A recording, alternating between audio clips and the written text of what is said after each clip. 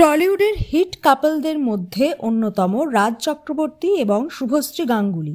জীবনের যে কোনো বিশেষ মুহূর্ত খুব সুন্দর করে ফ্রেমবন্দি করে রাখেন তারা। শত কাজের মধ্যেও বিশেষ দিনগুলো একসঙ্গে সময় কাটান। ডিসেম্বরে সন্তান মুক্তির পর একসাথে সময় কাটাচ্ছেন রাজ শুভশ্রী। নৈহাটির বাড়িতে পরিবার নিয়ে একসঙ্গে গেছিলেন তারা। ছিলেন মা, ছেলে, মেয়ে এবং স্ত্রী।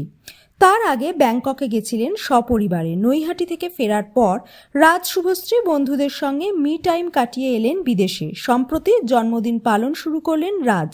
জন্মদিনে পরিবার এবং কাজ নিয়েই কাটাবেন পরিচালক। উদযাপন শুরু হয়েছিল বৃহস্পতিবার রাত থেকেই। রাত 12টা থেকে পরিবারের সঙ্গে কেক কেটে বিশেষ দিন শুরু করলেন। জন্মদিনে অসংখ্য লাল গোলাপ রাজকে উপহার দিলেন শুভশ্রী।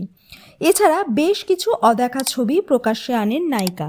সেই ছবি আগে কোনোদিনই সোশ্যাল মিডিয়ায় ভাগ করে নেননি। বিদেশের রাস্তায় কখনো শুভশ্রীর কোলে মাথা দিয়ে শুয়ে আছেন রাজ, আবার কখনো রাজকে চুমু দিচ্ছেন রাজঘরণী। একগুচ্ছ ছবি ভাগ করে শুভশ্রী লিখেছেন, শুভ জন্মদিন পার্টনার, সব আনন্দ তোমার হোক। আমি জানি না ঠিক কিভাবে ব্রুনো মার্স তোমার জন্য আমার অনুভূতিগুলো জানতে পেরেছিল।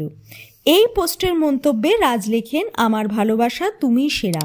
ছবিগুলো দেখে নেটিজেনদের ধারণা বিদেশে কোনো ছবির শুটিংয়ে গিয়ে সকলের অন্তরালে চুটিয়ে প্রেম করেছেন দুজনে। রাজের জন্মদিনের আগেই তাকে নিয়ে কি বললেন তার প্রাক্তন? শোনা যায় পরিচালকের জীবনে মিমির এন্ট্রিতেই প্রেম ভেঙেছিল পায়েলের সঙ্গে। অভিনেত্রী এক সংবাদ মাধ্যমকে বলেন, এমন ছেলেকে নিজের স্বামী হিসেবে চান যে তাকে সবসময় সাপোর্ট করবে, সঙ্গীকে সবসময় এগিয়ে দেবে। তখনই বলা হয় রাজ শুভশ্রী অভিনয়, পরিচালনা, সংসার সবটাই সমানভাবে কাঁধে কাঁধ মিলিয়ে সামলাচ্ছেন। ইন্ডাস্ট্রি এবং নেটিজেনেরা তাদেরকে পাওয়ার কাপল বলেন। তা নিয়ে পায়েলের কি মত? রাজের নাম করে তিনি বলেন, কোন সম্পর্কে কে কিভাবে কতটা মানিয়ে নেবে বা দায়িত্ব ভাগ করে নেবে সেটা ব্যক্তির ওপর নির্ভর করে। বাইরের লোকের এই নিয়ে মন্তব্য না করাই ভালো। তিনি বলেন, শুভশ্রীর সঙ্গে মাঝে মাঝে দেখা হয়, কথাও হয়।